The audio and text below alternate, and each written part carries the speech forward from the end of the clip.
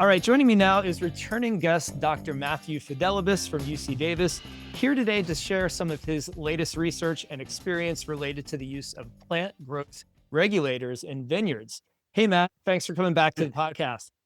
No, thanks for having me back, Fritz. Yeah, so if you haven't heard the other episode, in this episode, we're going to talk about your work and research on plant growth regulators for wine grapes, but also you're going to talk a little bit about table grapes because we know that famously plant growth regulators have been used probably more so with table grapes, but the overlap is so interesting. So before we jump into today, I'd love if you can reintroduce yourself briefly to the listener here who maybe might have missed your last episode. That episode was on mechanizing your vineyard from the start. Listeners can find episode 65 that was released in February 2025 if they want to go back and listen to that. But Matt, tell us a little bit about yourself, what you're doing, and we'll move on from there. Yeah, well, I'm an extension specialist in the Department of Viticulture and Enology at Davis.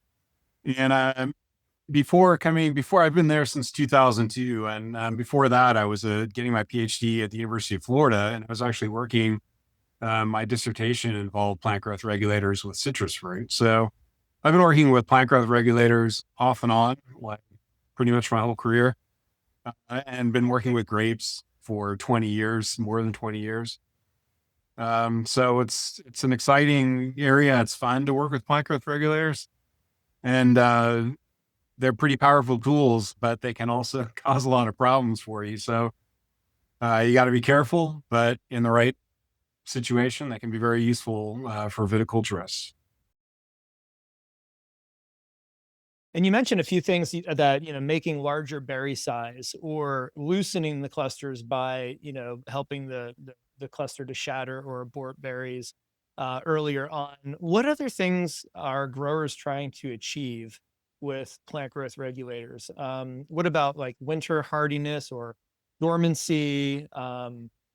Yeah, I mean, Color. depending on when you start the cycle, you can probably find a plant growth regulator to use at that point, anywhere from going into dormancy to coming out of dormancy, at bloom, at veraison. There's something you could do to alter your grapes. I don't know if this ended up being a registered use or not, but I know some people in the Midwest were doing some research on abscisic acid as something that they would spray in the fall and get better winter hardiness. That's a hormone that's related to dormancy and can improve the dormancy situation and improve the cold hardiness. Where I am in warmer climates, like some parts of California, either on the coast or in the desert, sometimes grapes just don't even get enough chilling hours over the winter, and they won't grow in the spring normally for that reason, because they haven't satisfied their chilling requirement. So they might use something like Dormax, which is one of the more dangerous chemicals on our list, to be honest. So you wouldn't want to spray it if you didn't need it to. But if you are not getting enough chilling, or getting really irregular or poor bud break as a result, then Dormax is something that might be used to remedy that. Then when the plants start growing, you may be in a situation where you find it hard to control vegetative growth in the spring, and that can result in poor fruitfulness, just excess canopy growth. And so in certain countries, some growers, like tropical countries especially, might use chlormequat chloride. That's also a very dangerous chemical in some ways. And so it's highly regulated, just as Dormex is. And so you can't spray it willy-nilly. Although that really goes for all these chemicals, even the ones that are pretty safe. Yeah. And chlormequat chloride is like a gibberellic acid biosynthesis inhibitor. So basically, this excess growth that you might have in the canopy, or poor bud, poor cluster initiation, those can be modified by this compound. Then during bloom, or even pre-bloom, some table grape growers might apply gibberellic acid. So depending on when they apply it, it can have different beneficial effects. So if they apply it when the cluster is still growing before it has bloomed, they can actually result in a longer rachis. And that can help with the, making room basically in the cluster. Mm-hmm. And then if they get into bloom and they spray, then they can cause reduced fruit set. And so that is really what provides the bulk of the room, the space for getting berries larger. And also not only just that, but some varieties, even not table grape varieties, like for example, Zinfandel, the wine grape variety that's popular here in California. Some Zinfandel growers might use gibberellic acid for flower thinning because that variety tends to make too tight of a cluster and it results in bunch rots. So anytime when you need more room in your cluster, basically a little bit more looseness in the cluster, gibberellic acid is something to consider, but you got to be really careful in your consideration because some varieties, especially seeded varieties, like most of the wine grape varieties, are very sensitive to GA. So the seeds themselves produce GA. Mm-hmm. And so that's one of the reasons why seedless grapes tend to become bigger when you apply GA, because you're applying the GA that the seeds are not producing because it's seedless, right? Has there been any research or anything notable coming out of wine grape production using gibberellic acid? Yeah, there really has, because again, that's something that could be considered a negative, like improving fruit size. Maybe you don't want larger fruit in wine grapes, for example, but maybe you do need larger fruits in wine grapes. So start to think, when might I need a larger berry in wine grape production? There was a farm advisor in Sonoma who retired a few years ago, and she did a lot of work on 4-chlorpheneron, which is a synthetic cytokinin that it's mainly used in table grapes to improve berry size.